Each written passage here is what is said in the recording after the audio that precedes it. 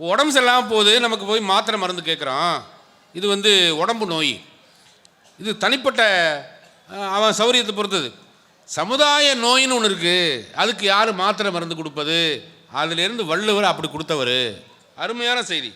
அதே போல் இங்கே செயற்கை கால் கண்டுபிடித்த அது அவருடைய வாழ்க்கை வரலாறு உணர்ச்சிகரமாக எழுதியிருப்பார். உங்கள் வாழ்க்கையில் நீங்கள் மறக்க முடியாத கணம் எது?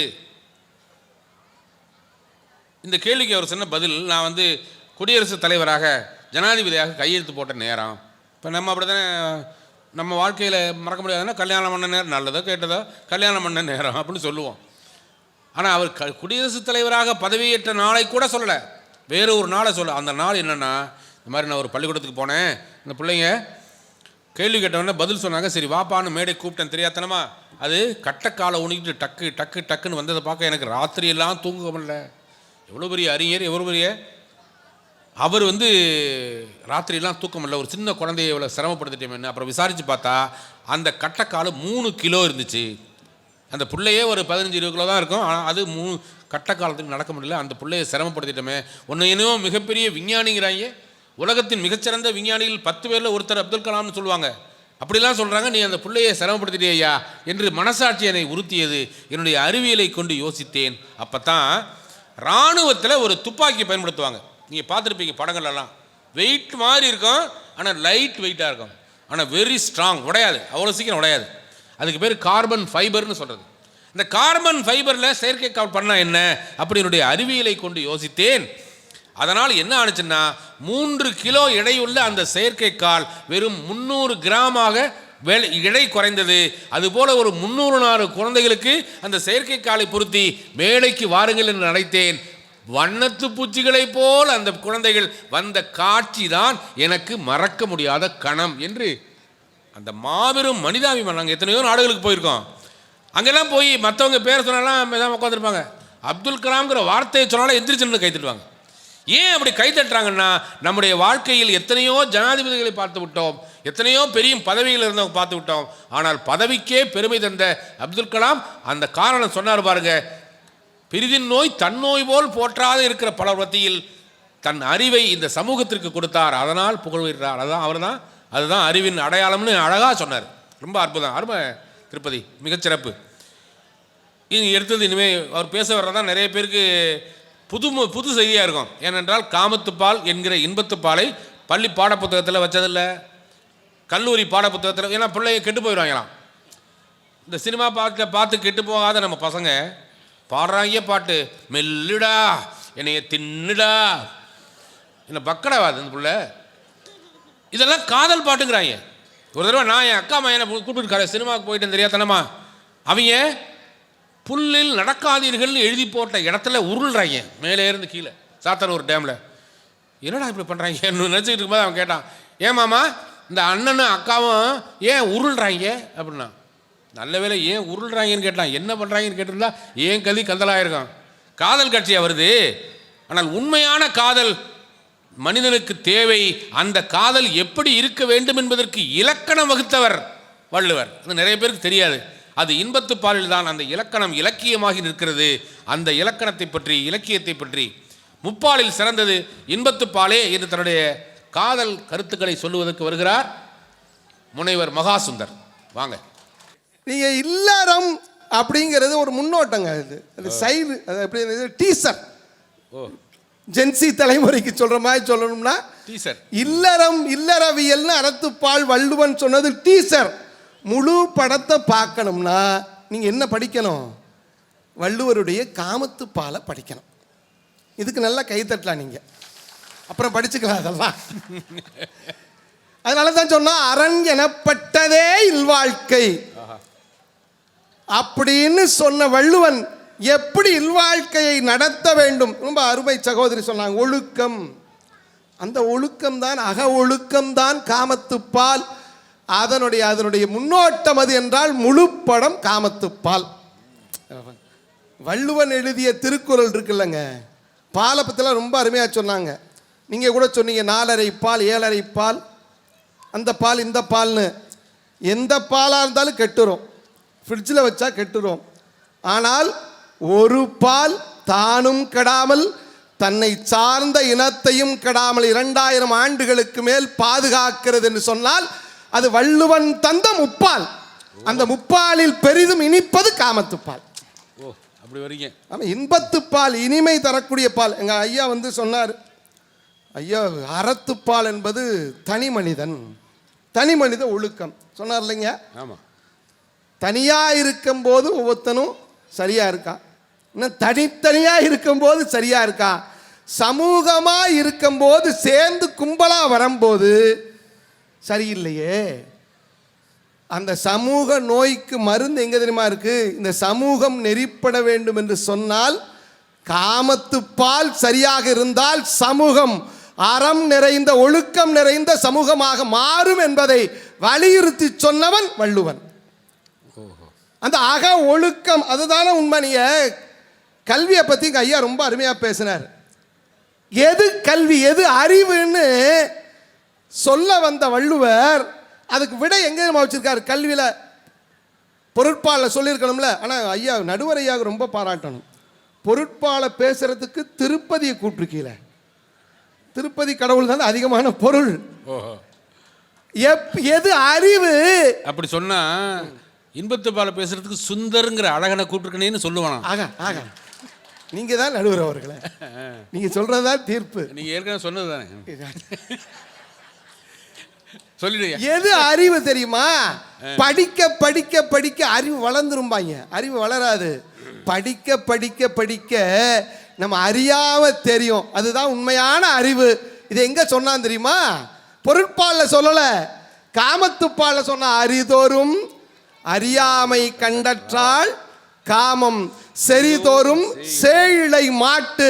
டேய், அறிவு படிக்க படிக்க படிக்க நமக்கு ஒண்ணுமே தெரியாதுன்னு எப்ப தெரியுமா தெரியும்? அது வீட்டில் போய் பாடுறா அப்பதான்டா தெரியும் அப்படின்னு கல்வியை கூட விளக்கமாக சொன்னவன் வள்ளுவன் காமத்துப்பால்ல. சிக்மண்ட் ஃப்ராய்டு சொல்றாரு, சமூக புரட்சிகளுக்கெல்லாம் காரணம், சமூகத்தில் இன்னைக்கு நடக்கக்கூடிய குற்றங்களுக்கெல்லாம் காரணம் அக வாழ்க்கை மிகச்சரியாக அமையவில்லை. அந்த அக வாழ்க்கையை பற்றி வைரமுத்து இதை சொல்ற வேற மாதிரி சொல்றாரு. அகவாழ்வில் நீ அமைதி காப்பதால் புற வாழ்வில் நான் பொருது வெல்கிறேன். அவ்வளவுதாங்க. அக வாழ்க்கை சரியா இருந்தா நாடு நல்லா இருக்கும், இல்ல நாசமா தான் போகும். நீங்க காமத்துப்பால்ங்கிறது பாடமா இல்லைன்னு சொன்னீங்கல்ல, அது பாடம் இல்லைங்க. கல்லூரியிலே வைக்கல. எல்லா தேர்வுகளிலும் வெற்றி பெறக்கூடிய இன்றைக்கு இளைஞன், ஜென்சி இளைஞன் பருவ தேர்வில் தோத்து போயிடுறான். புரிஞ்சவங்க கைதட்டலாம். பருவ தேர்வில் அவன் புருவ தேர்வில் தோத்து போயிடுறாங்க. இப்போ பார்த்தீங்கன்னா சின்னஞ்சிறுசுக ஜென்சி தலைமுறை நம்மெல்லாம் பஸ்ஸில் ட்ரெயினில் போகும்போது எப்படியெல்லாம் நடக்கக்கூடாது அப்படி நடந்துக்கிறாங்க. பாட்டுகளே அப்படி தான் போடுறாங்க பஸ்ஸில். ஆமாம். ஆனால் எப்படி காதலர்கள் கண்ணால் பேச வேண்டும் என்பதை கற்றுக் கொடுத்த ஆசிரியன் வள்ளுவன். நீ அறத்துப்பால ஒரு ஞானிங்க, பொருட்பால ஒரு பொருளாதார மேதை, ஆனால் காமத்துப்பாலில் தான் அவன் ஒரு கவிஞன் என்பதை நிரூபிக்கிறான். ஒவ்வொன்றும் ஒரு நாடகங்க. என்னன்னா கண்ணோடு கண்ணினை நோக்கோக்கில் வாய்ச்சொற்கள் என்ன பயனும் இல்லை. 2 கண்ணும் அப்படின்னு கூட சொல்லலை. கண்ணோடு ஒரு கண், பெண்கள் கொஞ்சம் பார்ப்பாங்க. அப்ப கண்ணினை கண்ணு ஜோடி, நோக்கு பார்க்கறது வேற நோக்கிறது வேற, இதெல்லாம் நமக்கு தெரியாது. கண்ணோடு கண்ணினை நோக்கோக்கின் வாய்ச்சொற்கள் என்ன பயனும் இல்லை. இது எவ்வளவு கண்ணதாசன். கண்ணு பேசுற பார்வை ஒன்றே போதுமே பல்லாயிரம் சொல் வேண்டுமா. ஏன்னா அவர் கண்ணதாசன்ல. அதனால அருமையாக சொல்லுவாருங்க புரட்சி கவிஞர் பாரதிதாசன் சொல்லுவார் இந்த திருக்குறளுக்கு. ஒரு பையன் படிச்சுக்கிட்டு இருக்கான். படிச்சுக்கிட்டு இருக்கும்போது ஒரு பெண் வர்றா. பெண் வந்து அப்படி ஒரு 1/2 நிமிஷம் பார்க்குறாளாம், 1/2 நொடி பார்க்குறாளாம். இவன் படிப்பு ஏறுமா? எப்படிப்பட்ட பார்வையா? கூடத்திலே மனப்பாடத்திலே விழி கூடி கிடந்திடும் ஆண் அழகை. அவ பார்வை, பெண்ணுடைய பார்வை அப்படி இருந்துச்சா? ரசிக்கலுங்க. குளிர் பார்வைன்னு சொல்லலாம். பெண்களுடைய பார்வை குளிர் பார்வை, அப்படித்தானே? வீட்டுக்காரம்மா பார்க்குற பார்வை வேற. எவ்வளவு அனுபவத்தில் சிரிக்கிறாங்க பாருங்க. குளிர் பார்வை, மலர் பார்வை சொன்னா போதும்ல. சாதாரண மலர் இல்லையா, ஓடை ஓடிக்கிட்டே இருக்கக்கூடிய தண்ணி குளிர்ச்சியான அதில் மலர்ந்த அந்த பூவோட பார்வை. பாரதிதாசனுக்கு என்ன? ஓடை குளிர் மலர் பார்வையினால் அவள் உண்ண தலைப்படும் நேரத்திலே பாடம் பாருங்க, கேமரா வச்சிருப்பான், பாடம் படித்து நிமிர்ந்த விழி. அப்படி புத்தகத்தை படிச்சுட்டு நம்ம போய் அப்பாவி நிமிர்ந்து பார்க்குறான். பாடம் படித்த விழிதண்ணில் பட்டு தெரித்தது ஒரு செகண்டுங்க, பட்டு தெரித்தது வானின் வழி. முதல்ல தெரிக்க விட்டவன் அஜித் குமார் அல்ல, நம்முடைய பாட்டன் வள்ளுவன். பட்டு தெரித்தது மானின் வெளி. அவன் என்ன பண்ணா? ஆடை திருத்தி நின்றாள். பெண்களுக்கு அது இயல்பான நாணம். ஆடை திருத்தி நின்றாள். நம்ம ஆளுக்கு பாடம் வருமா? இவன் 1000 ஏடு திருப்புகின்றான். வள்ளுவருக்கு ஒரு வாட்டி கைதட்டல் கொடுங்க. கண்ணோடு கண்ணினை நோக்கொக்கின் என்ன பயனும் இல்லை, வாய்ச்சொற்கள் என்ன பயனும் இல்லை. எப்படி பார்க்கிறாளா? யார் நோக்குங்கால் நிலம் நோக்கும். அப்படிதான் பார்க்கணும். ஆண்கள் பார்க்கும்போது பெண்கள் பார்க்கறது கிடையாது. மண்ணை பார்க்கிறா. நோக்காக்கால் தான் நோக்கி மெல்ல நகுமா. இவன் பார்க்கா ஒரு நோக்கு நோய் நோக்கு, நோய் நோக்கு. அவ பார்த்துட்டா மாப்பிள, என்னடா பண்றது? இதுக்கு வியாதி, தூக்கமே வரல மாப்பிள, புலவா இல்லை. இது எப்படா திருப்பி அவ பார்த்தாதான்டா மாப்பிள அந்த நோய் போகும். இதை மீரா அருமையா சொல்வார். மீரா, நீ முதல் முறை என்னை தலை சாய்த்து கடைக்கண்ணால் பார்த்தபோது என் உள்ளத்தில் முள் பாய்ந்தது. முதல் முறை நீ தலை சாய்த்து கடைக்கண்ணால் பார்த்தபோது என் உள்ளத்தில் முள் பாய்ந்தது. முள்ளை முள்ளால் தானே எடுக்க வேண்டும். எங்கே இன்னொரு முறை பார். அதாங்க அது கண்ணை வச்சு நல்லா கை தட்டலாம். நீங்க ஏதோ வேற ஏதோ ஞாபகத்துக்கு போயிட்டிய. கண்ணை வச்சு நடத்த ஒவ்வொன்றும் நாடகங்க. காமத்துப்பால் பொருட்பால் எல்லாத்தையும் பின்பற்ற முடியுமா? பின்பற்ற முடியாது. இறை மாட்சி அறத்துப்பால்ல புலால் மறுத்தல் ஒன்று இருக்கு. அது துறவிகளுக்கே உரியது என்றாலும் புலால் மறுத்தல் இன்றைக்கு காலத்துக்கு வருமா? ஆனால் காமத்துப்பாலில் 250 திருக்குறளும் படித்து மகிழ்வதற்கல்ல, அது வாழ்க்கைப்படுத்துவதற்காக வள்ளுவன் தந்தது. இந்த கண்ணை வச்சு ஒரு நாடகம் பாருது. தலைவி சொல்றா, காதல் ஏமாத்துறது அன்னைக்கு நடந்திருக்கு. தோழிட்டு சொல்றா, தானா பேசிக்கிறான், நல்லா வேணும், நல்லா அழு அப்படிங்கிற தலைவி. தோழி சொல்ற, யார்கிட்ட பேசுற? நீ சும்மா இரு, என் கண்கிட்ட தான் பேசுனேன். இந்த கண்ணு தானே அவனை எனக்கு காட்டி கொடுத்துச்சு. இந்த கண்ணு மட்டும் நல்லா அழட்டும். இந்த கண்ணுனால தானே அந்த பாலா போன அந்த பயலை நான் பார்த்தேன். நல்லா அவனை பார்க்காத யாரு? தலைவி தன் கண்ணை பார்த்து சொல்றா. எங்கெல்லாம் வள்ளுவன் அளபடைய போறானா அங்கெல்லாம் அப்படி விஸ்வரூபம் எடுப்பான் அர்த்தம். ஓஹோ இனிதே அளபடை, ஓஹோ இனிதே தலைவி சந்தோஷம் ஆல்ரெடி. யாரு? தலைவி தன் கண்ணை பார்த்து சொல்றா. பண்டிதமணி முருகேச முதலியார் என்கிற ஒரு மிகப்பெரிய பேரறிஞர் சொன்னார், அறத்துப்பாலை போல கருத்துக்கள் உலக இலக்கியங்களில் இருக்கிறது, பொருட்பாலை போன்ற அறிவுரைகள் உலக இலக்கியங்களில் இருக்கிறது. ஆனால் வள்ளுவன் செய்த காமத்துப்பாலுக்கு நிகரான நூட்கள் உலக இலக்கியங்கள் எதிலும் இல்லை என்று சொன்னார். ஓஹோ இனிதே எமக்கு நோய் செய்தகன் தாம் இதற்கு படி. இந்த கண்ணு தானே இந்த சொன்னீங்கல்ல, தின்னுடா சாப்பிட வாடா, என்ன சாப்பிட வாடா. இது இது இல்லை. இந்த பாட்டுக்கெல்லாம் பாட்டை நம்ம வள்ளுவாங்க. தின்னு இந்த கண் இந்த நெஞ்சிட சொல்ற, இந்த கண்ணையும் உன்னோட கூட்டுப்போ, தலைவனை பார்க்க கண்ணையும் உன்னோட கூட்டுப்போ. அவரை பார்க்கலன்னா இந்த கண்ணு என்ன தின்னுரும். என்ன நுட்பம் பாருங்க. கண்ணும் கொலைச்சேரி நெஞ்சே இவை என்னை தின்னும் அவர் காணலுற்று. இன்னைக்கு இருக்கக்கூடிய பிரச்சனைகளுக்கு அன்றே தீர்வு சொன்னவன் இந்தியன் பீனல் கோடு, இந்திய அரசியலமைப்பு சட்டம். இந்த சட்டத்தை 2005 மாத்துறாங்க. குடும்ப வன்முறை சட்டம், டொமஸ்டிக் வயலன்ஸ் ஆக்ட் 2005 மாத்துறாங்க. இன்னைக்கு தைப்பூசத்தோட இணைச்சு சொல்றேன். நீங்க சொன்னீங்களா தைப்பூசத்தோட இணைச்சு.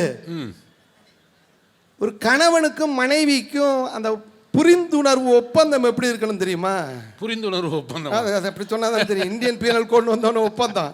சரி, இங்க காதலை இல்லற வாழ்க்கை நட்புன்னு உலகத்துல சொன்ன ஒரே கவிஞர் நம்முடைய திருவள்ளுவன். எப்படியா? உடம்போடு உயிரிடை அண்ண மடந்தையோடு மற்றன்ன மடந்தையோடு. என்ன இப்ப என்ன சொல்றாடே, கணவனுக்கு என்ன வந்துருச்சுன்னா நீ பாயில் கடத்தானே நோயில் கடந்தானே வந்து ஆகவே முடிச்சிடறேன் இதோட. முக்கியமான விஷயத்தில் ஆகவேன்ட்டிய என்னமோ சொல்ல போறான்னு. அடுத்த சுற்று இருக்குல்லையா? அடுத்த சுற்று இருக்கு. இந்த சுற்றே பயங்கரமா சுத்த விடும். வள்ளுவர் சொல்றாரு 2005 டொமஸ்டிக் வயலன்ஸ் ஆக்ட் சொல்லுது, மனைவியாக இருந்தாலும் அவள் விருப்பம் இல்லாமல் அவளை தொந்தரவு செய்யக்கூடாது என்று 2005 சட்டம் இயற்றினார்கள். ஆனால் 2000 ஆண்டுகளுக்கு முன்பே நம்முடைய பாட்டன் வள்ளுவன் சொன்னான், கணவனுக்கும் மனைவிக்குள்ள அந்த உறவு எப்படி இருக்கணும், காவடி எடுத்துட்டு போவாங்கல்ல தைப்பூசத்தில், அந்த காவடி எடுத்துட்டு போறவங்களை கவனிக்கங்க. அந்த காவடி முன்பக்கமோ அல்லது பின்பக்கமோ ஒரு பக்கமாக சாய்ந்து இருந்தால் அந்த காவடி ஊர் போய் சேராது, பழனிக்கு போய் சேராது. காவடி சமமா இருக்கணும். காவடி அப்படியே நடுவில் மத்தியில் இருந்தாதான் காவடி போய் சேரணும். அதுபோல உனக்கும் உன் மனைவிக்கும் அந்த உணர்வு ஒத்ததாக நடுநிலையில் இருந்தால்தான் அதற்கு பெயர் காதல், அதற்கு பெயர் இல்லறம் என்று சொன்னவன் பாட்ட சொல்லி பிடிக்கிறேன். ஒரு தலையான் இன்னும் அது காமம், ஒரு பக்கம் அது வன்முறைடா, நன்முறை இல்லை. ஒரு தலையான் இன்னும் அது காமம், காப்போல காவடி மாதிரி இரு தலையானும் இனிது என்று இன்றைக்குள்ள பிரச்சனைகளுக்கும் தீர்வு சொன்னவன் வள்ளுவன் என்று சொல்லி முடிச்சலாமா? ஒரு அதிசய நெருப்பை சொல்றாங்க. என்ன நெருப்புனா, நெருப்புனா என்ன, பக்கத்துல போனா சுடும் அப்படிதானே. ஐயோ தீ பிடிக்க, இதுக்கெல்லாம் முன்னாடி சொன்னவன். விலகி வந்துட்டா குளிரும். ஆனா வள்ளுவன் சொல்றான், இந்த நெருப்பு இருக்குல்ல, வள்ளுவன் சொன்ன நெருப்பை எந்த ஃபயர் சர்வீஸ்னால அணைக்க முடியாதுங்க.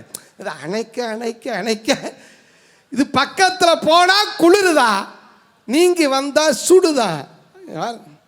நீங்கின் தெரும் குறுகுங்கால் தன்னனும், நீங்கினா அப்படியே சுடுது, பக்கத்தில் போனா அப்படியே குழு குழு குழுன்னு இருக்குது. தன்னனும் தீ ஆண்டு பெற்றாள் இவள் என்று இன்றைக்கு இருக்கக்கூடிய சமூக சிக்கல்களுக்கு மருந்து தந்தவன், அதையே விருந்தாக காமத்துப்பாலில் தந்தவன் வள்ளுவன். எனவே அறத்தை பொருளை காட்டிலும் மூன்றும் ஒரு கரும்பு போல என்றால் அறத்துப்பால் தோகையோடு இருக்கும். அது அறம் போல கரும்பினுடைய மேல் பகுதி நடுப்பகுதி இருக்கும், சுவை இருக்காது. ஆனால் அடிக்கரும்பு இனிப்பதை போல, அது பார்க்க கொஞ்சம் கரடு முரடா இருந்தாலும் அடிக்கரும்பாய் இனிப்பது காமத்துப்பாலே. மீண்டும் வருவேன். அறத்துப்பால் அளவுக்கு பொருட்பால் அளவுக்கு பேசப்படாத ஒரு சப்ஜெக்ட் பாடப்புத்தகத்துலையும் சரி, பொதுவாகவும் படிக்கிறது இல்லை. ஆனால் அதில் உள்ள கவிதைகள்னு சொன்னார் பாருங்க, கண் பற்றி மட்டுமே அதில் உள்ள கவிதைகள் நிறைய இருக்குது. அது நிறைய சொல்லியிருக்கிறார். இன்னும் எனக்கு ஒரு தலையான் இன்னாது காமம், அது வந்து பெண் உரிமையை பெண் உணர்வை புரிந்து கொண்டவர்கள் இப்போ பேசலாம், ஆனால் அப்போவே சொல்லியிருக்கிறாரு. நான் கருங்கல் சிலையோ காதல் என்ன கிளையோ வரம்பு மீறுதல் முறையோ. இது வந்து பட்டுக்கோட்டை. இதே பட்டுக்கோட்டை இன்னொரு இடத்துல போட்டான். அதாவது இந்த காதல்ங்கிறது ரெண்டு பேருக்கும் சமம்ங்கிறதுக்கு நல்ல பாட்டியாது. ஈகத்தில் இருக்கும் சுகம் எத்தனையானாலும் இருவர்க்கும் பொதுவாக்கலாம், அன்பே அதன் எண்ணிக்கை விரிவாக்கலாம், முகத்தில் முகம் பார்க்கலாம், ஈகத்தில் இருக்கும் சுகம் எத்தனையானாலும் இருவர்க்கும் பொதுவாக்கலாம்னு இந்த வரி எங்கேருந்து வருது? வள்ளுவன்கிட்டே இருந்து வருது. ஒரு தலையான் இன்னாது காமம். அப்படி அற்புதமாக ஒரு விஷயத்தை அழகாக சொல்லிட்டு போயிருக்கிறாரு. இப்போ முதல் ரவுண்டு முடிஞ்சிருச்சு. எப்போவுமே இந்த படித்தவங்க குடித்தவங்க எல்லாருமே சொல்கிறது என்னென்னா, முதல் ரவுண்டு சரியாக இருக்காது, இப்போ இரண்டாவது ரவுண்டுங்கிறது கொஞ்சம் வீரியமாக இருக்கும், ஆனால் கொஞ்சம் சுருக்கமாக இருக்கும். எப்படின்னா, முதல்ல பேசினவங்க கடைசியில் பேசணும் முறைப்படி. ஏன்னா அவங்க வந்து மறுப்பு சொல்கிறதுக்கு வாய்ப்பெல்லாம் முதல்ல பேசிடுறாங்க. அதனால் இரண்டாவது ரவுண்டில் அவங்க கடைசியாக பேசுவாங்க, நடுவில் பேசினவர் இப்போ வந்து பேசுவார். ஆகவே பொருட்பாலே என்று தன்னுடைய இறுதி வாதத்தை வைக்க வருமாறு புலவர் கூமா திருப்பதி அவர்களை அன்போடு அழைக்கிறேன். நீங்களும் இந்த கொசுக்கடையிலும் தப்பிக்கிறதுக்கு கொஞ்சம் கைத்தட்டுங்க.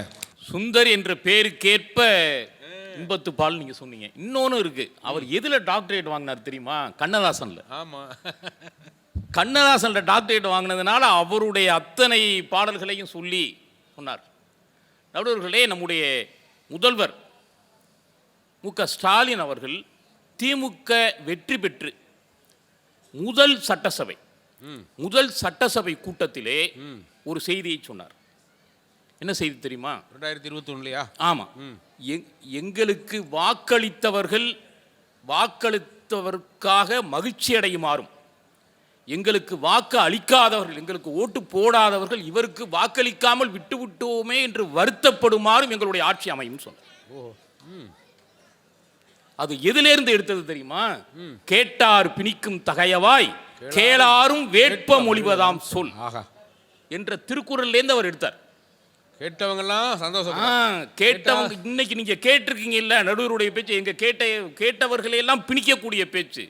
நீங்க வீட்டில் இருக்காங்கல்ல, அவங்கள்ட்ட போய் சொன்னீங்கன்னா அடாடா வீட்டில் இருக்கவங்களாம் நாங்கள் அந்த பேச்சை கேட்காம விட்டுட்டோமே அப்படின்னு இருக்கக்கூடியதான் சிறந்த பேச்சுன்னு வள்ளுவர் சொன்னார். அதை அப்படியே எடுத்து சட்டசபையில் சொன்னார்.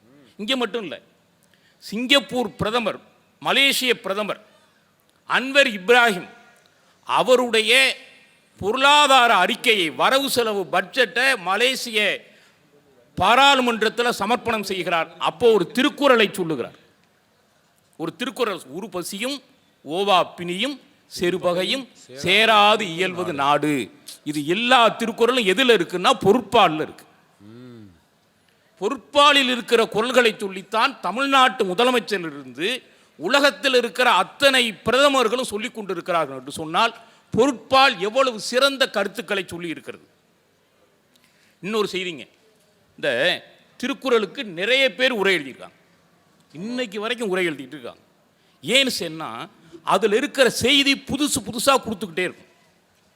நீங்கள் ஒப்புரவறிதல் அறத்துப்பாலில் இருக்கலாம். குண்டக்குடி அடிகளார் சொல்லுவார், அறத்துப்பாலில் இருந்தாலும் அது சொல்லக்கூடிய செய்தி முழுக்க பொறுப்பாளை பற்றியது என்று சொல்வார். ஏன்னா சமுதாயத்திற்காக உள்ளது. ஒப்புரவு என்றால் சமுதாயத்திற்காக செய்யக்கூடிய தொண்டு. அதனால தான் ஒப்புரவு அறிதல் அப்படின்னு வச்சார். அறிதல்னா சமுதாயத்திற்கு எது தேவை அதை தெரிந்து செய்தல். பக்கத்தில் காரைக்குடி, அங்கே ஒரு பள்ளி, கோட்டையூரில் ஒரு பள்ளி, பெண்கள் பள்ளிக்கூடம். அந்த பெண்கள் பள்ளிக்கூடத்தில் ஆரம்பிக்கும் போது 800 பேர் படித்தாங்க. ஒரு 4 ஆண்டுகளில் 1500 பேர் படிக்கிறாங்க. அந்த பள்ளிக்கூடத்தில் இடம் பத்தலை. உடனே தலைமை ஆசிரியர் போய் அந்த தாளாளர்கிட்ட போய் சொன்னார், இடம் பத்தலைங்க பிள்ளைங்களுக்குன்னு சொன்னார். நகருக்குள்ளே அந்த பள்ளிக்கூடம் இருக்குது, பொம்பளை பிள்ளைங்க, பெண்கள் பள்ளி, நகரை விட்டு வெளியில் பள்ளி வைக்க முடியாது. அதனால் தாளாளர் சொன்னால் சரி 2 நாள் கழித்து வாங்க அப்படின்னு சொன்னார். 2 நாள் கழித்து தலைமை ஆசிரியர் போனார். ஒரு கட்டடத்தினுடைய சாவியை கொடுத்து இது போதுமான்னு பாருங்கன்னு சொன்னார். தலைமை ஆசிரியர் இது போதும், இது 2000 பிள்ளைங்க கூட படிக்கலாமே என்று சொன்னார். சரி உடனே கொடுக்காம 2 நாள் கழித்து என்னை வர சொல்லி கொடுத்தீங்களே ஏன் என்று கேட்டார். அவர் சொன்னால் இது நான் குடியிருந்த வீடு,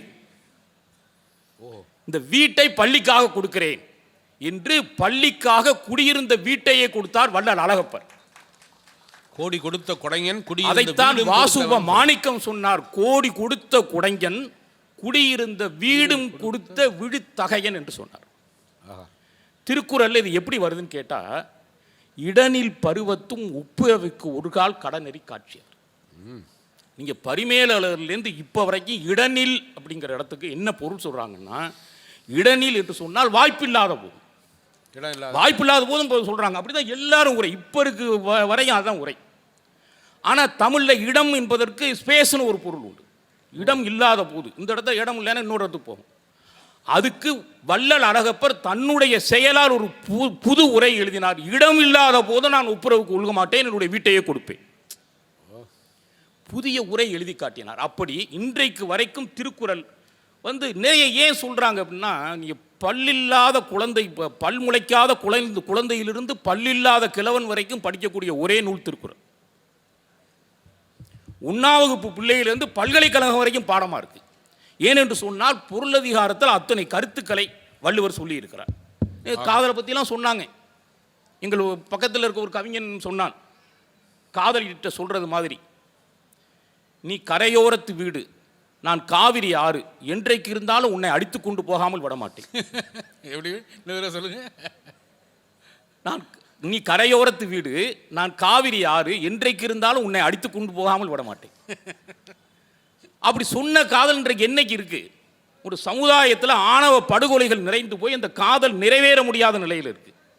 அதுக்கு தான் வள்ளுவன் சொன்னான், பிறப்போக்கும் எல்லா உயிர்க்கும் என்று சொல்லி தன்னுடைய கருத்தை சொல்லுகிறான். ஆகவே இன்னொரு செய்தி, அதை சொல்லி நான் நிறைவு செய்கிறேன். ஒரு பட்டிமன்றம் வைக்கிறோம். பட்டிமன்றத்தில் முப்பாலில் சிறந்தது இந்த எப்பால் அப்படின்னு தானே சொல்கிறோம். அதைத்தான் எல்லாரும் பட்டிமன்றம் வைப்பாங்க. வள்ளுவன் ஒரு பட்டிமன்றம் நடத்துகிறார். நல்லது எதுன்னு தானே பட்டிமன்றம் நடத்தணும். வள்ளுவன் நடத்துக்கு பிறகு தீயது எது, தீயதில் சிறந்தது எது, தீயதில் சிறந்தது எதுன்னு வள்ளுவன் கேட்கிறான். அதுக்கு அவனும் தீர்ப்பும் சொல்கிறான். 2 தீரை சொல்கிறேன். என்னன்னு கேட்டால் நல்லார்கன் பட்ட வறுமை, கல்லார்கன் பட்ட செல்வம். அதாவது நல்லவனுக்கு கிடைத்த வறுமை, கெட்டவன்கிட்ட கிடைச்ச செல்வம். இதில் எதுடா சமுதாயத்திற்கு ரொம்ப தீமை பயக்கும் அப்படின்னு சொன்னால் என்ன சொல்லுவீங்க? வள்ளுவன் சொல்லுகிறான், நல்லவனுக்கு வறுமை வந்துச்சுன்னா பாரதிக்கு வந்துச்சு, மார்க்ஸுக்கு வந்துச்சு, அவங்கெல்லாம் அவங்களோட போயிடுச்சு. ஆனால் படிக்காதவன்கிட்ட செல்வம் கிடச்சிதுன்னு வச்சுங்க, என்ன பண்ணுவான் தெரியுமா? ஓட்டுக்கு பணம் கொடுப்பேன். முன்னாலேலாம் ஓட்டுக்கு பணம் கொடுக்கறது, இப்போ வேட்பாளருக்கே பணம் கொடுத்து வாங்கிடுறேன். இப்போ கட்சியே பணம் கொடுத்து வாங்கிடுறேன். ஒரு கட்சியே பணம் கொடுத்து வாங்கிடுறேன். இந்தியா முன்னேறிக்கிட்டு இருக்கு. இதை எல்லாம் கல்லார்கன் பட்ட செல்வத்தினால வந்தது. அதனால் வள்ளுவர் கூற்றுப்படி பொருட்பால் தான் தமிழ்நாட்டுக்கு மட்டுமல்ல உலகத்தில் இருக்கிற அத்தனை மாந்தர்களுக்கும் வழிகாட்டக்கூடியது பொருட்பாலே. 2000 ஆண்டுகளுக்கு அப்பாலும் எந்நாளும் நிலைத்து நிற்பது பொருட்பாலே என்று சொல்லி தந்த வாய்ப்பிற்கு நன்றி கூறி விடைபெறுகிறேன். அருமை அருமை. நல்ல வாழ்ந்த உதாரணத்தை கொண்டு சொன்னார் பாருங்க. அழகப்ப செட்டியார் அவர் கையில் இருந்த காசை கொடுக்கலாம், பேங்க்கில் இருக்கிற பணத்தை கொடுப்பானா, இதுதான் செய்வாங்க. குடியிருந்த வீட்டையே கொடுத்தாரு அப்படின்னு அதுக்கு நல்ல விளக்கமாக சொன்னார். ரொம்ப அருமை. பொருட்பாலை பற்றி மிக நுட்பமான பல விஷயங்களை சொல்லி அமர்ந்திருக்கிற புலவர் கூமா திருப்பதி அவர்களுக்கு உங்களுடைய நிறைந்த கரவொலியால் ஒரு பாராட்டு தெரிவிக்கும்படி அன்போடு கேட்டுக்கொள்கிறேன். அருமை அருமை. அடுத்து நம்முடைய பட்டிமன்ற மரபின்படி முதல்ல பேசினவங்க கடைசியாக பேசணும், இடையில் பேசினவங்க திரும்பவும் இடையில் வந்து பேசுகிறார். இப்போ இன்பத்துப்பாலே என்று தன்னுடைய இறுதி வாதத்தை வைக்க வருமாறு 2வது ரவுண்டு அது இன்பத்துப்பால். வாங்க. நிறைந்த அவைக்கு என்னுடைய வணக்கங்களை மீண்டும் தெரிவித்துக் கொள்கிறேன். நான் அவற்றையும் தொடங்குகிறேன். பொருட்பாலில் கல்லுண்ணாமையை வைத்தான் வள்ளுவன். இன்னைக்கு பெரிய கேடாக இருக்குது. ஆனால் அதுக்கு தீர்வு எங்கே தெரியுமா வச்சான்? காமத்துப்பாலில் வச்சான். எப்படி வச்சான் தெரியுமா? கல் குடிக்கக்கூடாதுன்னு சொல்லி பார்த்தான் பொருட்பாலில் வள்ளுவன். ஒரு கல் குடிக்கிறவனை கூப்பிட்டு சொன்னான், இங்கே வாடா, சரக்கு இருக்குல்ல, அதை நினச்சா உனக்கு போதை வருமா? இல்லை இவ்வளோ செலவு பண்ணாதான் போதை வரும்னா. என்ன சாமி நினச்சா போதை வருமானு கேட்குறேன். நினச்சா போதை வராதில்ல, சரி ஒரு பாட்டில் வை, பார்த்தா போதை வருமா? என்ன பார்த்தா அப்படியா போதை? அடித்தாதாயா போதை வரும்? போடா. வீட்டில் ஒருத்தி இருக்கடா, உன் மனைவி இருக்காடா, அவளை விட போதை தரக்கூடிய மருந்து வெளியில் இல்லவே இல்லைடா. நீ கள்ள நினைச்சா போதை வராது, பார்த்தா போதை வராது. ஆனால் நினைத்தாலும் பார்த்தாலும் போதை தரக்கூடிய ஒன்று இருக்கும்போது ஏன்டா வெளியில் அலைகிறேன்னு மிகப்பெரிய பொருட்பாலுக்கு தீர்வு சொன்னவன் வள்ளுவன். உள்ள கழித்தலும் காண மகிழ்தலும் கள்ளுக்கில் காமத்திற்கு உண்டுன்னா. அதை விட எல்லாம் கிளம்பி பெறுவேன்னு நினைக்கிறேன். நான் பேசுறதை பார்த்தோன்னே நீ 5 in 1 6 in 1 கேள்விப்பட்டிருக்கீல்ல. ஆனால் வள்ளுவன் தான் சொல்கிறான், உலகத்திலே இன்பம் எது? உலகத்திலே இன்பம் ஐம்புலன் வர்றது இன்பம் தானே, கண்ணு காது மூக்கு. ஆனால் வள்ளுவன் சொன்னால் சில பேருக்கு சினிமா பிடிக்கும், சில பேருக்கு இளையராஜா பாட்டு பிடிக்கும், சில பேருக்கு ஸ்ரீராம் ஒளிப்பதிவு அப்படின்னா ரொம்ப பிடிக்கும். தனித்தனியாக பார்க்கணும்டா, ஒட்டு மொத்தமாக பார்க்கணும்னா உன் மனைவிட்ட போ. கண்டு கேட்டு உண்டு உயிர்த்து உச்சரியும் ஐம்புலனும் ஒன்றொடி கண்ணே உளம்பா. இந்த ஏகாரம் போட்டான்னு பரிமேலழகர் சொல்லுவார். தேற்றேகாரம்னு பேர், வகுப்பு நடத்தலை. ஏகாரத்தை போட்டார்னா வேறிடத்து இன்மை விலக்கி நின்றது. உலகத்தில் 5 புலன்களுக்கும் இன்பம் தருவது உன் மனைவியை விட உன் காதலியை விட உலகத்தில் வேறு எதுவும் இல்லை என்று நெறிப்படுத்தியவன் வள்ளுவன். காமத்துப்பாலுங்கிறது ஒரு நாடகங்க. ரீல்ஸை சொன்னேன்ல, கணவனும் மனைவி அப்போ செல்ஃபோன் கிடையாது, டிவியும் கிடையாது, ஒருத்தருக்கு ஒருத்தர் பார்த்துட்டு இருந்தாங்க. பார்த்துட்டு இருக்கும்போது சொன்னால் என்னமோ நினச்சா, நீ என்ன நினைக்கிற? நான் ஒன்றைத்தான் நினைக்கிறேன்ட்டான். நம்மளால் வாயை கொடுத்து மாட்டிப்போம்ல. உடனே ஓன்னு அழுதாளாம். என்ன நினைச்சேன்னா மறந்தாதானே நினைக்கிறதுக்கு, அப்ப என்ன மறந்துட்டியான்னு அழுதாளாம்.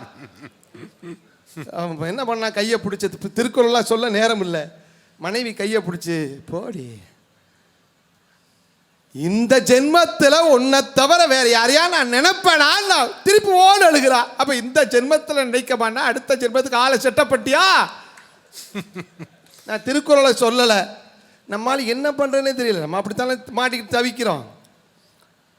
எத்தனை பேர் யார் யார் நீங்க சொல்றீங்களா, யார் யார் வாய் கேட்பணும், யார் யார் வந்தாலும் நீ தாண்டி அழகின்ட்டான், உடனே போன் எழுதா. அப்ப யார் யாருன்னா அந்த லிஸ்ட்டை கொடு, பட்டியலை கொடு, என்ன தவிர யார் யாரை நினைச்சிருக்க. நம்மளால என்ன பண்ணா, டக்குனு ஒரு துப்புனா மாத்தணும்ல. புலவின்னு பாருங்க, புலவினா பொய் கோபம், அது உப்பமைந்தற்றால் புலவின, சட்டை போடுங்கன்னு நடுவர் சொன்னால, துப்புன உடனே அந்த பொண்ணு என்ன பண்ணிச்சு, வாழ்த்துருச்சு. வாழ்த்துன உடனே சரி பிரச்சனை முடிச்சு. ஹச்சுன்னா 100ன்னு சொல்லுவோம் நம்ம ஊர் பழக்கம். அப்ப நான் இருக்கும்போது யார் ஒண்ணு நினைக்கிறா, நீ ஏன் தும்புற? அடுத்தது நம்மால் திருப்பி யதார்த்தமாக கூந்தல் பட்டு தும்மல் வந்துச்சுல, இன்னுமே வம்பளை மாட்டிக்க கூடாதா மாப்பிள்ள, எதை சொன்னாலும் சிக்கலா இருக்கு, கேட்ட போட்டா என்ன பண்றது, தும்மலை மறைச்சான்ல. அப்ப சொன்னா, யார் நினைக்கிறா உன்னை, எதுக்கா நீ தும்மலை மறைக்கிற என்று நாடகத்தை நடத்தி காட்டியவன் வள்ளுவன்க.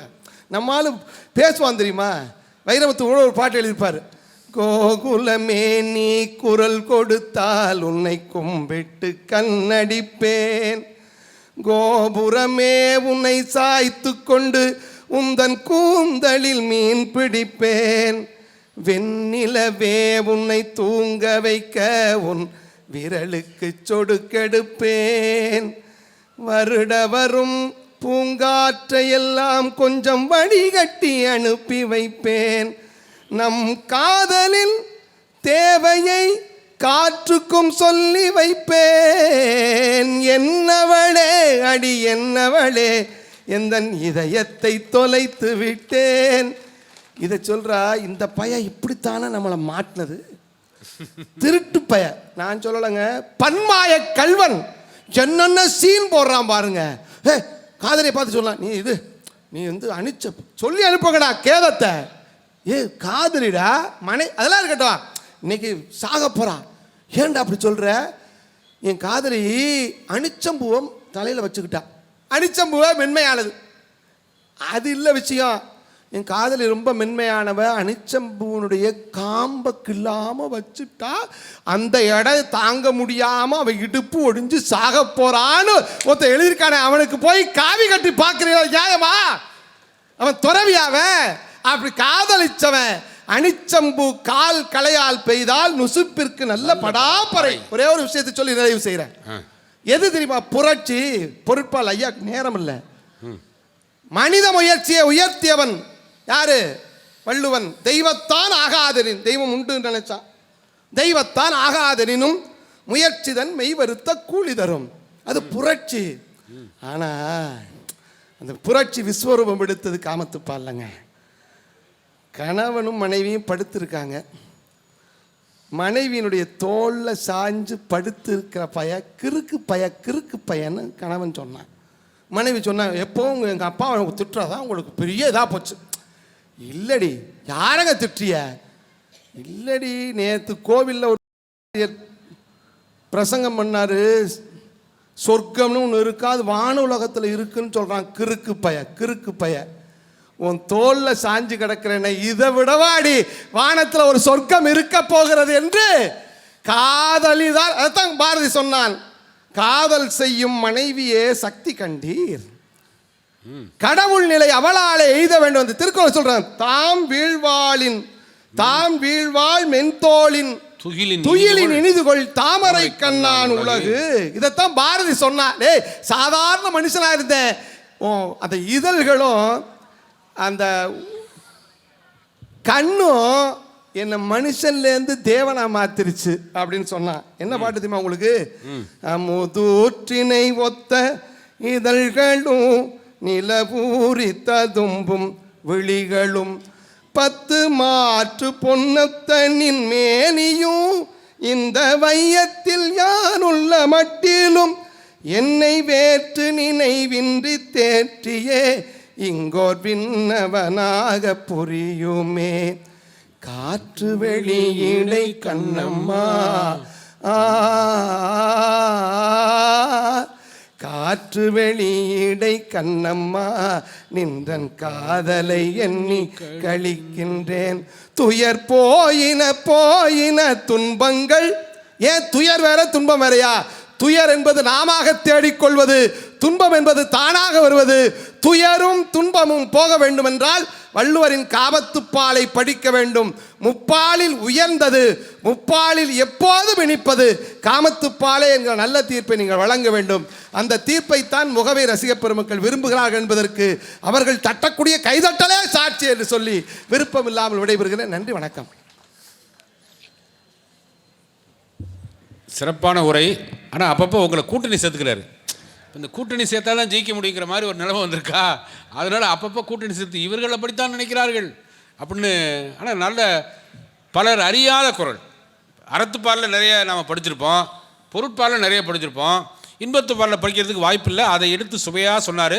மிகச்சிறப்பான முனைவர் மகாசுந்தர் உரைக்கு உங்களுடைய பலத்த கரவொலியால் ஒரு கைத்தட்டலை தருமாறு கேட்டுக்கொண்டு, இப்போது பட்டிமன்ற 2ஆம் சுற்றின் இறுதி பேச்சாளராக மிகச்சிறந்த பேச்சாளர், மிக அருமையாக வாழ்வியலோடு சேர்த்து எந்த இலக்கியத்தையும் தரக்கூடிய வல்லமை வாய்ந்த முனைவர் சாத்தமை பிரியா இப்பொழுது அறத்துப்பாலே என்று தன்னுடைய வாதத்தின் நிறைவுரையை தர வருகிறார். வாங்கம்மா. மகாசுந்தர் ஐயா பேசணுன்னு ரொம்ப அழகாக பேச பார்வையாளர்களாக அமர்ந்திருக்கிறவர்கள்லாம் மகிழ்ச்சி கடலில் இருக்காங்க, அதனால் எங்கள் அணிக்கு தான் சிறப்பு அப்படின்னு அவர் சொன்னார். அதில் கடைசியாக ஒரு வார்த்தை சொன்னார், முப்பாலில் பெரிதும் இனிப்பது அப்படின்ற ஒரு வார்த்தை சொன்னார். முப்பாலில் பெரிதும் இனிப்பது காமத்துப்பாலே. மகாசுந்தர் சார், ரொம்ப இனிச்சிச்சுன்னா சுகர் வந்துடும், சுகர் வந்தால் அது உடம்புக்கு நல்லதில்லை. அதனால எல்லாமே ஒரு அளவு இருக்க வேண்டும். அதை சொல்லுகிற இடம் எது அப்படின்னா அது அறத்துப்பால் தான். நான் 2 உதாரணங்களை மட்டும் என் அணிக்காக நான் சொல்லலாம் அப்படின்னு நினைக்கிறேன். ஒன்றும் இல்லை, அவர் சொன்னார், வீட்டுக்கு போய் உன் மனைவியினுடைய போதையை விட ஒரு போதை இருந்துட முடியுமா அப்படின்னு அவர் காமத்துப்பாலில் வள்ளுவர் சொல்கிறார் அப்படின்னு சொன்னார். அதெல்லாம் சரி. ஆனால் வள்ளுவர் அறத்துப்பாலில் என்ன தெரியுமா சொல்றாரு? ஒத்ததறிவான் உயிர் வாழ்வான் மற்றையார் செத்தாருள் வைக்கப்படும்னு சொல்றார். சார், நீங்கள் உயிரோடு இருந்தால் தான் போய் மனைவியோட காமத்துப்பாலெலாம் சேர்ந்து அனுபவிக்க முடியும், உயிரோடு இருந்தால் தான் பொருட்பாலை அனுபவிக்க முடியும். ஆனால் ஒரு மனிதன் உயிரோடு இருக்கணும் அப்படின்னா அவனுக்கு அறம் தேவை. ஒத்ததறிவான் உயிர் வாழ்வான். நீங்கள் உதவி செய்து மற்றவர்களுக்கு உதவி செய்கிற அறத்தை வாழ்க்கையிலே பேணாவிட்டால் நீங்கள் உயிரோடு இருந்தாலும் செத்தவங்கன்னா செத்து போனதுக்கப்புறம் பொருளுக்கும் காமத்துக்கும் அங்கே வேலையே இல்லை என்பதுதான் எங்கள் அணியினுடைய வாதம். அதே மாதிரி ஐயா அவர்கள் சொன்னார், அறிவு கல்வி அதை அதிகமாக பொருட்பாலிலே வள்ளுவன் பேசியிருக்கிறார். ஆமாம், பேசியிருக்கிறார். ஆனால் அவரே என்னணிக்காக பேசிட்டு சென்றிருக்கிறார். கலாம் ஐயா அவர்கள் ஒரு குழந்தையினுடைய செயற்கை கோளை விட செயற்கை கால் தந்ததுதான் மகிழ்ச்சி என்று கலாம் ஐயா அவர்கள் சொன்னதை பொருட்பால் அறிவை கல்வி கொடுக்கிற அறிவு வந்தது அப்படின்னு, அறிவினால் வந்ததுன்னு சொன்னார். ஆமாம், அதைத்தான் அறத்துப்பாலிலே வள்ளுவர் சொல்லுகிறார். அறிவினால் ஆகுவது உண்டோ பிரிதின் நோய் தன்னோய் போல் போற்றாக்கடை. ஒரு குழந்தை கால் கஷ்டப்படுதுன்னு தெரிஞ்ச உடனே அது தனக்கான கஷ்டம் என்பதை உணர்ந்து கொண்ட கலாம் தான் கல்வி அறிவை பயன்படுத்தினார் என்றால் அங்கே அறத்துப்பால் தான் கலாமை உயர்த்தி காட்டியது என்பது எங்களுடைய வாதம். நிறைவா ஒரு விஷயம் சொல்றேன் நடுவர் அவர்களே. இன்றைக்கு அறிவு நிறைய இருக்கிறது, ஆனால் அந்த அறிவு சரியாக பயன்படுகிறதா? பட்டுக்கோட்டை கல்யாண சுந்தரனார் ரொம்ப அழகா சொல்லுவார், எழுத படிச்ச அறிஞ்சவன் ஏதேதோ பேசி நாட்டை கூறு போடுகிறான், எழுத படிக்க தெரியாதவன் உழுது உழைத்து நாட்டிற்கு சோறு போடுகிறான். இவன் நாட்டை கூறு போடுகிறான், அவன் நாட்டிற்கு சோறு போடுகிறான்னு சொன்ன அந்த உழவனை நாம் ஒவ்வொரு நாளும் உயிர் வாழ்வதற்கு தேவையான அடிப்படை உழவை சொன்னது அறத்துப்பாலில் என்பதால் நாம் உயிர் வாழ்வதற்கு அடிப்படையும் செத்ததற்கு பின்னால் இன்னும் ஒரு தெய்வமாக போற்றக்கூடிய இடத்தை அடைவதற்கும் அறத்துப்பால் தான் முதலிடம் வகிக்கிறது என்று சொல்லி, நடுவர் அவர்களே, என்னுடைய திருமணம் திருக்குறள் நெறிப்படி இளங்குமரனார் ஐயா தலைமையிலே ஒரு திருக்குறள் சொல்லி என்னுடைய இல்வாழ்க்கை துவங்கியது. இன்றைக்கு மகாசுந்தர ஐயா சொன்னதைப் போல இன்பத்துப்பாலை உணர்ந்து நானும் என் கணவரும் மகிழ்வோடு 3 பெண் பிள்ளைகளோடு மகிழ்ச்சியாக இருக்கிறோம். தமிழ் கூறும் தமிழ் கொடுத்த அறிவால் இன்றைக்கு பொருட்பால் எனக்கு வந்திருக்கிறது என்றால் இவை இந்த பொருட்பாலும் காமத்துப்பாலும் என்னுடைய வாழ்க்கையில் இனிமையாய் சேர்ந்ததற்கு அடிப்படை என்ன தெரியுமா? என்னுடைய வாழ்க்கை தொடங்கியது அன்பும் அறனும் உடைத்தாயின் இல்வாழ்க்கை பண்பும் பயனும் அது என்று அறத்துப்பாலில் ஒரு மனிதனுடைய இல்லற வாழ்க்கை துவங்கி அவன் பொருட்பாலோடு சேர்ந்து காமத்துப்பாலிலே இன்புற்று மகிழ வேண்டும் என்றால் அறத்துப்பால் தான் எல்லாவற்றுக்கும் அடிப்படை. அதனாலில் முப்பால் சிறந்தது எங்களுடைய அறத்துப்பால் என்று சொல்லி நல்லதொரு வாய்ப்பிற்கு நன்றி கூறி மகாசுந்தரையா அவர்கள் சொன்னார்கள், எல்லோரும் என் அணிக்காக கைத்தட்டுகிறார்கள், அதனால் காமத்துப்பாலை சொல்லிவிட வேண்டும் என்று. இல்லை மகாசுந்தர அண்ணா அவர்களே, இந்த மண் அப்துல் கலாமை அறத்தை போற்றிய மண். இந்த மண் முத்துராமலிங்க தேவர் என்கிற மகத்தான மனிதரை போற்றிய மண். அப்படி அறத்தையே போற்றுகிற மண் என்பதால் நடுவர் அவர்கள் அறத்துப்பாலை முதன்மையாக சொல்லுவார் என்கிற நம்பிக்கையோடு விடைபெறுகிறேன். நன்றி, வணக்கம்.